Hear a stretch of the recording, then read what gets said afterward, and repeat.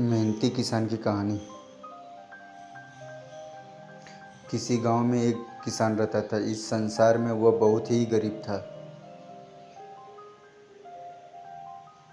उसके पास जमीन का एक छोटा सा टुकड़ा था जिस पर वह खेती करता था।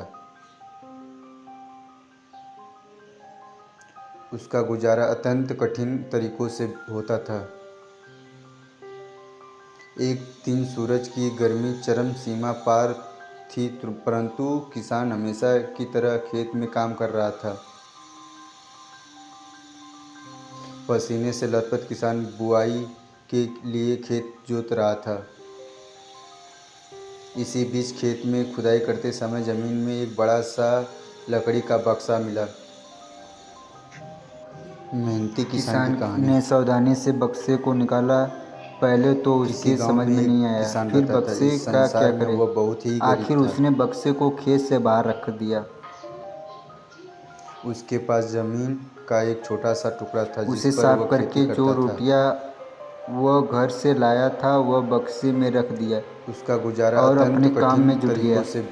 दोपहर मेहनती को किसान की जब कहानी। वह खाने के लिए रोटियां निकालने के लिए बक्से के किसी गांव पास में गया एक तो किसान हैरान रह रहता था। गया। इस संसार में वह बहुत ही उसमें गरीब था। रोटियां ही रोटियां भरी हुई थी। तब किसान को पता चला कि वह उसके जादुई पास बक्सा था। जमीन का एक छोटा सा टुकड़ा था जिस पर वह खेती करता उसमें था। जो भी चीज़ डालो उसका 80 गुना होकर बाहर आता था। उसका गुजारा अत्यंत कठिन तरीकों से। जैसे एक मेहनती मूंगफली का किसान की दाना कहानी। डालो तो तुरंत उसमें से 80 दाने निकल पड़ते थे। किसी गांव में एक किसान रहता था। इस किसान संसार में ने वह बहुत ही तृप्त गरीब होकर था। खाना खाया और उसके बाद किसान संतुष्ट होकर बक्से को घर उसके ले पास आया। जमीन का एक छोटा सा टुकड़ा था जिस पर वह खेती बक्सा करता मिलने था। के बाद किसान बहुत ही खुश था। उसे लगा कि उसके सब दुख उसका अब दूर गुजारा हो गए। अत्यंत कठिन तरीकों से।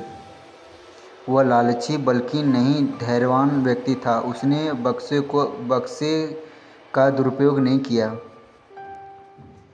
उसे जब भी किसी चीज़ की ज़रूरत होती बक्से से तुरंत प्राप्त कर लेता था।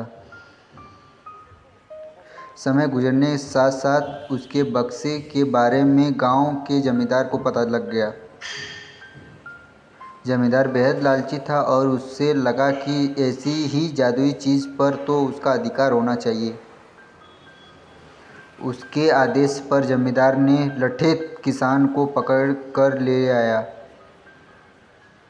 उसने किसान को धमकाया कर कहा, बक्सा जिस भूमि से मिला है वह मेरी जमींदारी में आती है, इसलिए बता उसे बक्से पर किसका अधिकार बनता है। किसान बोला, यह ठीक है हजूर कि यह भूमि आपकी जमींदारी पर आती है,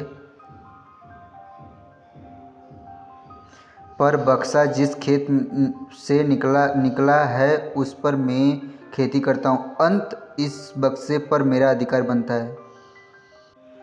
किसान बोला, यह ठीक है हजूर कि यह भूमि आपकी जमींदारी, पर बक्सा जिस खेत से निकला है उस पर खेती करता हूँ, अंत इस बक्से पर मेरा अधिकार बनता है।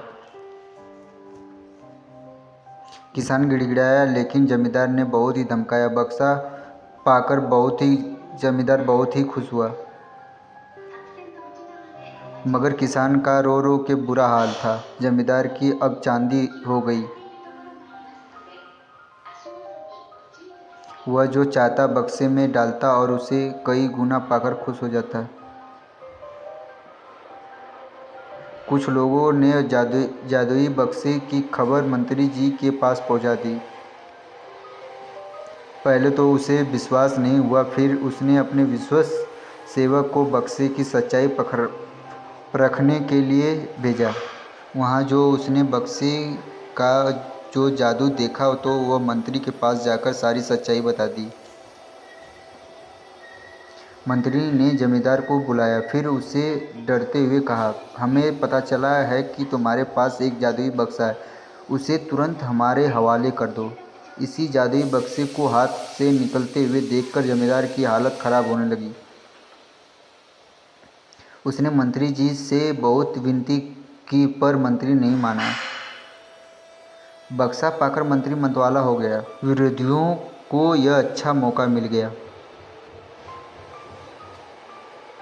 उन्होंने बक्से के साथ साथ मंत्री को निकम्मेपन की खबर भी राजा तक पहुंचा दी।